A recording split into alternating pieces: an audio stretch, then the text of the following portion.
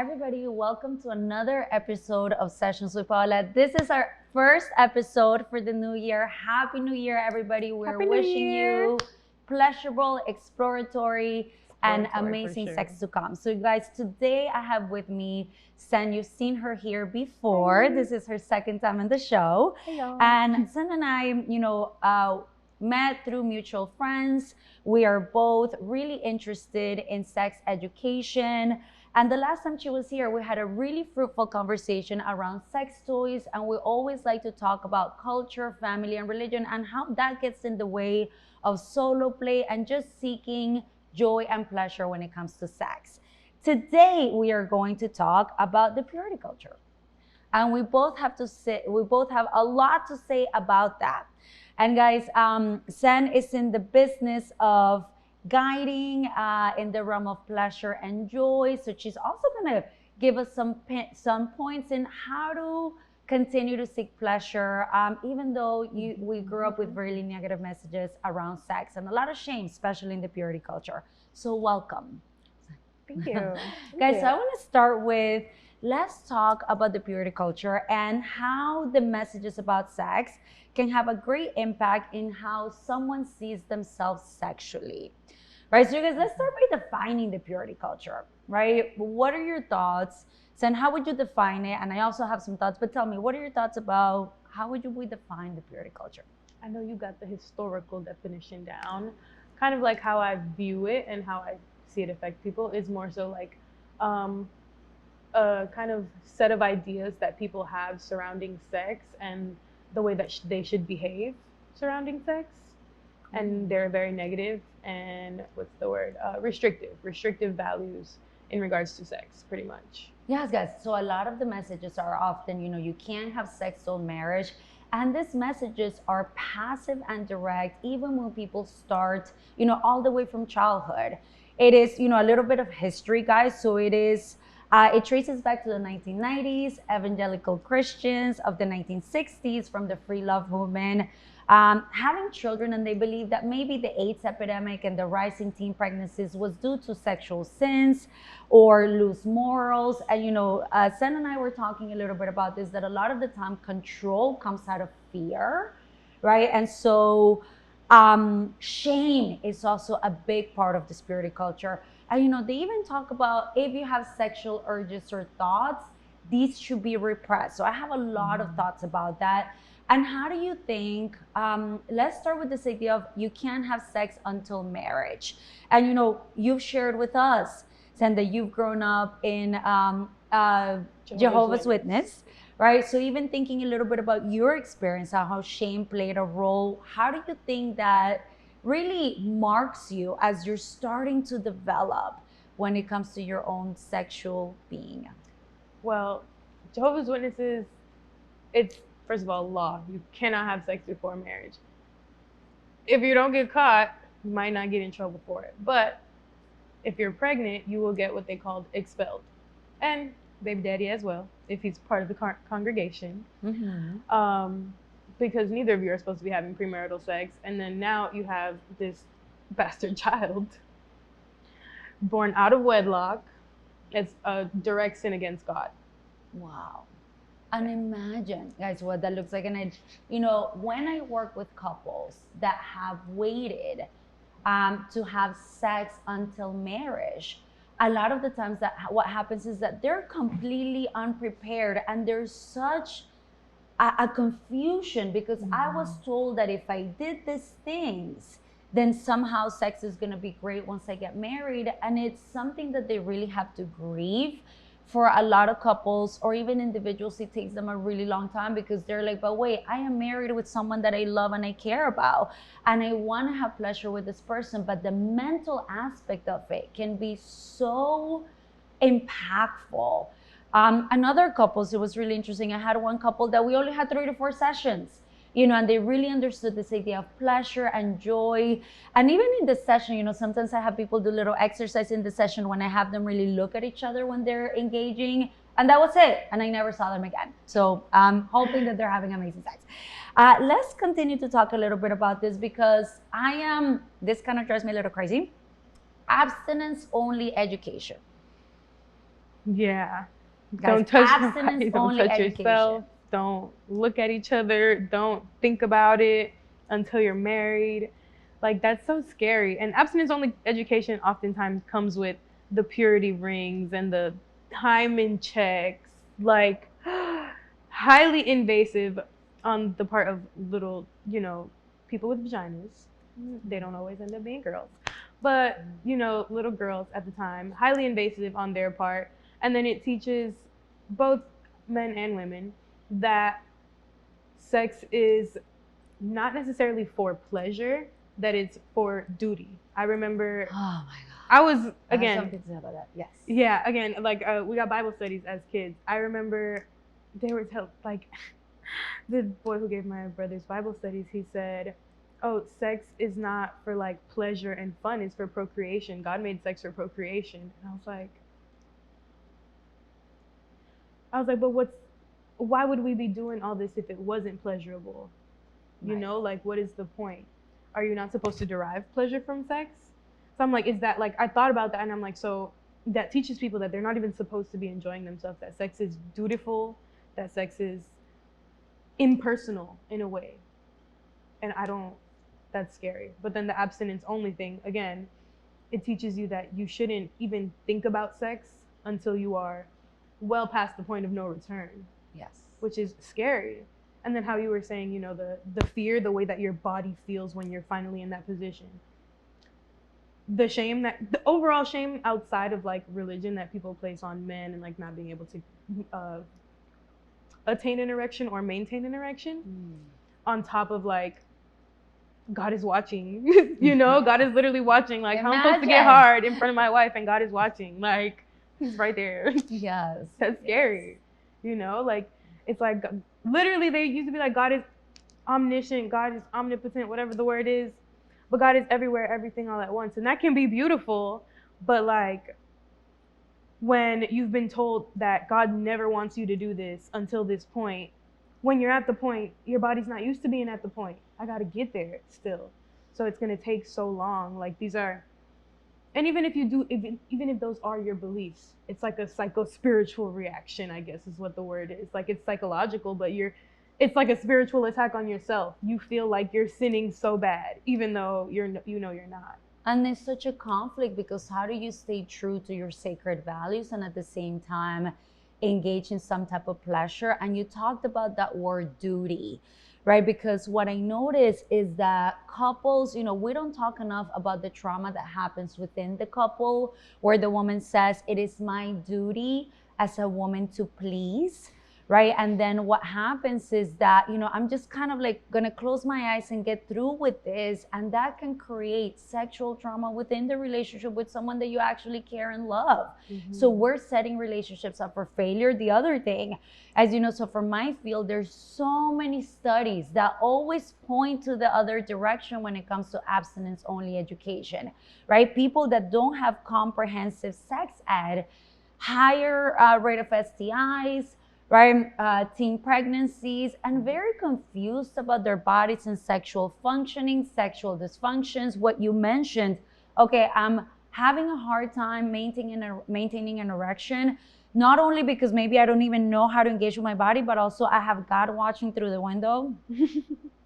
And then I think a little bit about even, you were talking about this earlier when you were saying, when you were saying about masturbation. Self-rape. That's what it's framed as, which is like your body doesn't belong to you, your body belongs to God. God doesn't want you doing any sexual acts until you're married. If you're doing sexual acts with yourself, it's another direct sin against God. Mm-hmm. So you can't win. You have to repress your sexual urges until you're already married. God forbid you don't get married. Quite literally, God forbid you do anything, really. And and it's my dream to kind of have sex education that not only is comprehensive, but also talks about pleasure, also talks about consent, also talks about LGBTQI, plus, because that's another topic that's totally not talked about.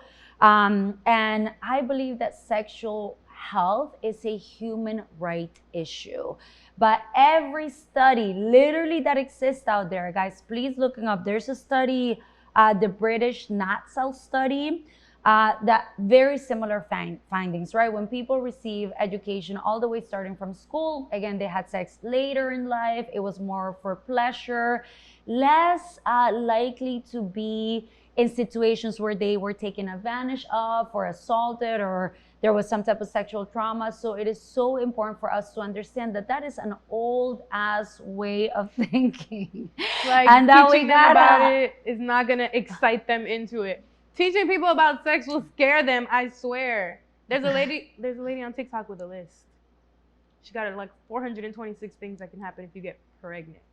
And people are like, oh my God, I didn't know about all these things. But it's like, if we had sex ed, you would know these things. And you would make more informed decisions. You wouldn't just, oh, I'm pregnant. Okay, whatever. Like, take your prenatal vitamins, babe. You know, like, come on. Yes. You know, people would be more informed. People would make better decisions. People would be able to take care of themselves better. People would be able to choose pregnancy versus ending up pregnant a lot of times. You know, some people don't even know how their body part, like you said, understanding their bodily functions, sexual functions. There are especially children who don't know, who don't have the language to express things. That opens children up to a lot of harm. Yes. I will say the best thing my mom ever did, the books that I learned how to read with were midwifery books. You couldn't tell me where babies came from. I was telling everybody, this is where the babies come from. This is the ovaries, this is the fallopian. You know, I knew what was going on.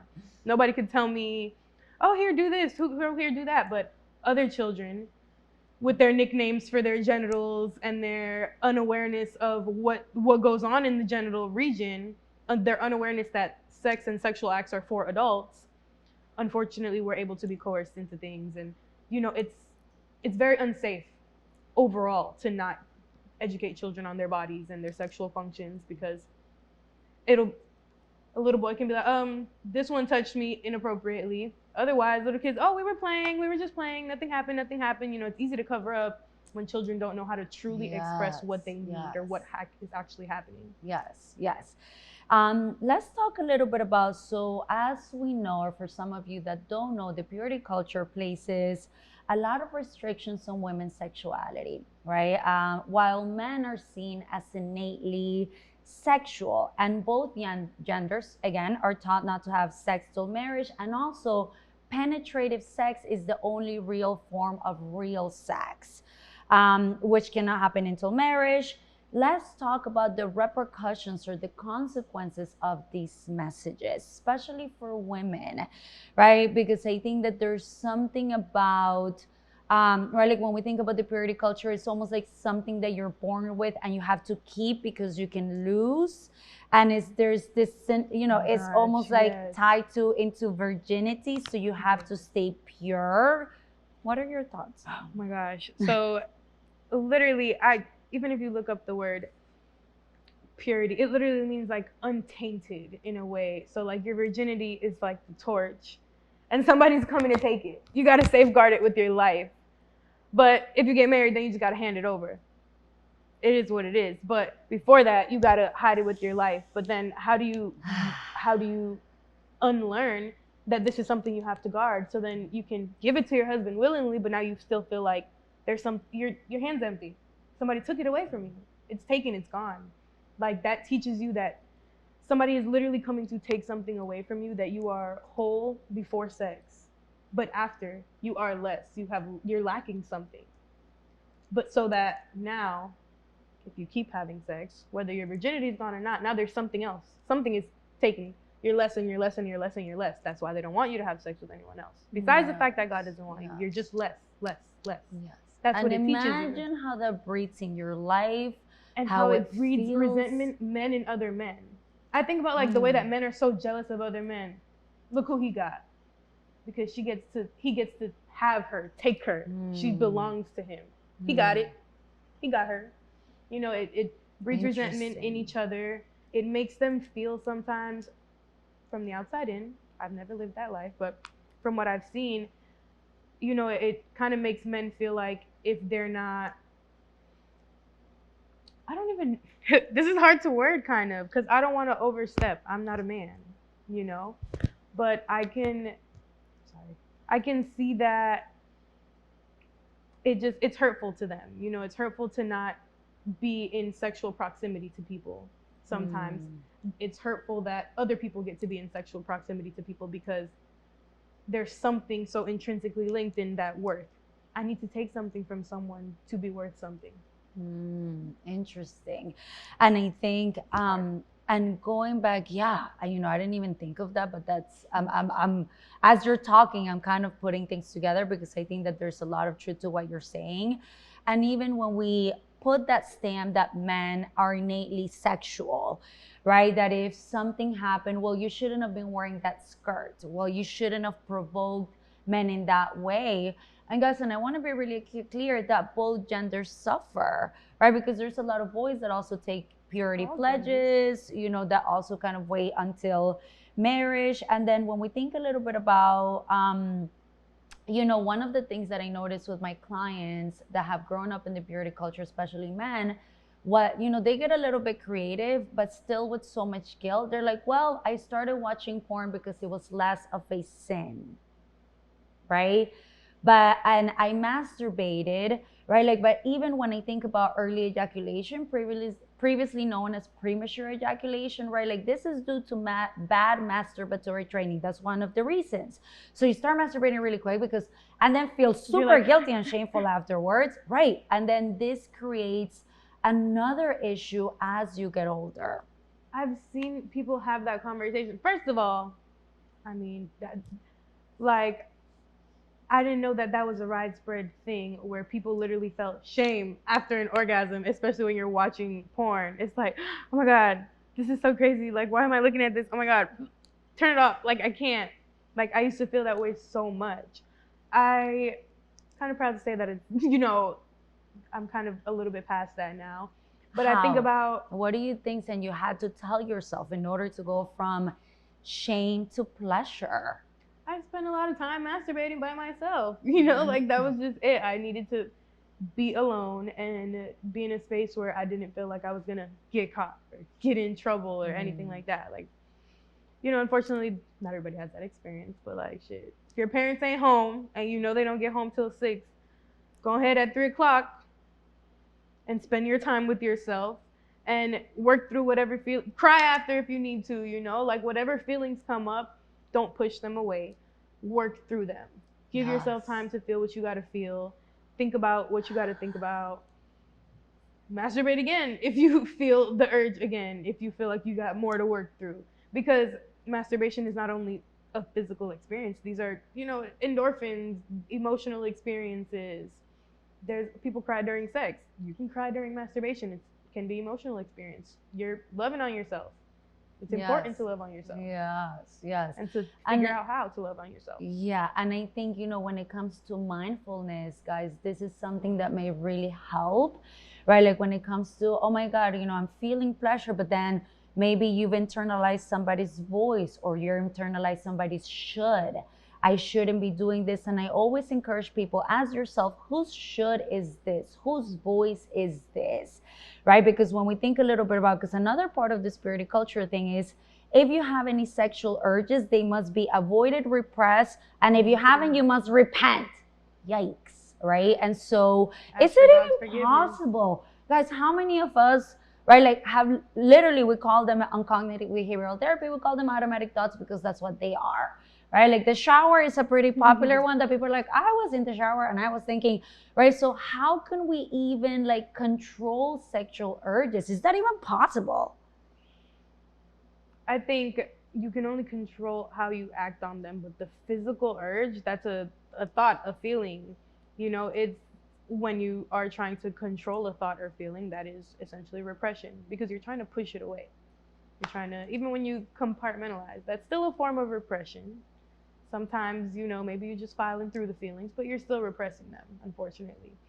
So it's just repression. There's no there's no way to just be like, no, I'm actually not horny right now. Like you can lie to yourself if that's what works for you. But how long is that going to work for you? Exactly. It's just a buildup, an emotional buildup, because again, these are not just sexual urges. These are emotional urges too. They come with other things, and the reason that you repress them is what you're is what you're what you were hiding from. taught, what was repeated. And Yeah. imagine people that have spontaneous desire, guys. Spontaneous desire is I'm walking down the street, all of a sudden I have a thought, I have a feeling in my body, ooh, I want sex. Imagine somebody that has spontaneous desire and has also learned that sexual urges and sexual feelings are bad, bad, bad, right? Then that causes shame. Shame takes you out of connection. Shame says, I'm too screwed up, my sexuality is wrong, I cannot see me and I cannot let you see you. So the church needs to put away some money because all of these kids, teens are gonna need someone like me and sex educators such as Xen to be able to take them out or to help them create the bridge between shame and guilt to pleasure and joy. Guys, thank you so much for joining us. So listen, we are getting ready for part 2. In part 2, Xen and I are going to talk a little bit about, we're going to continue to expand on some of the points that we made, but we're going to talk about if you're curious and intrigued to start to explore your sexuality, how can you do that in a way that feels safe and okay for you? And Xen, before we close this part 1, how can people find you? What's my Instagram? Something. Earthbelly, EARFBELLY, like Earth, but like ear F. I will put it right on the screen, guys, and also you will always find her until tonight. Yes. Right? This is one of them. You gotta find me at one of them. I'm the operations manager for the best sex stores in Miami. There's 3 of them. We deliver on our website, toystonight.com. Love it. Love it. Okay, guys, thank you so much. And listen, if you haven't subscribed to my channel yet, don't forget to do so. Sessions with Paula, and we'll see you for part 2 fairly soon. Thank you.